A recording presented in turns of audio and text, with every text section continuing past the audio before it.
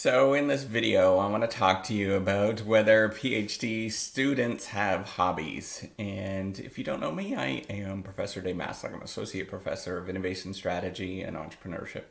And I created this whole reciprocity project to give back as much as I possibly can. There's so many people who help me out that I want to pay the favor forward to help you out. So I'm going to tell you this right off the get-go is yes, they do have hobbies. Same with professors. We do have hobbies. In fact, this is probably my hobby, the whole reciprocity project, to build it out. And I would suggest that most people probably should have some sort of hobby to get them through whatever they're looking or what they're trying to get through with graduate school or when they become an academic. For me, it's very much exercising and the reciprocity project. So that's why I try to mold them together. You probably see me doing exercises together, except for my hip has been bothering me lately, so I haven't been doing too many of the walking videos. But these things are really, really important for us to sort of be more complete human beings. And anytime that you sort of miss out on those things, the sort of life things that I think are very important, that nobody plays up within the business realm because it's not businessy and it's not focused on what you should be doing or whatnot.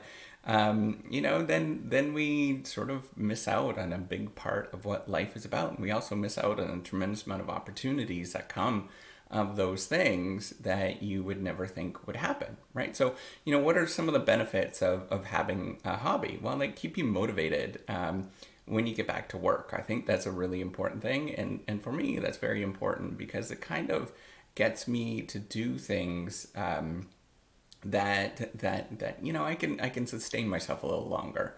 And this is a career where you really do need that because you do sit a lot. And you use a lot of mental capacity, and there's not a lot of social interaction on a regular basis, so you do need those outside things. I think those are really key things that keep us from feeling complete as human beings, and if we don't get those, then personally me, I kind of fall apart, and I turn into a giant mess. So the other thing, it is a really important distraction from your ideas, and that kind of helps you in terms of creative work. It helps you think of new ideas, right? You often, this is the third thing, you often come up with new ideas by moving around and doing things.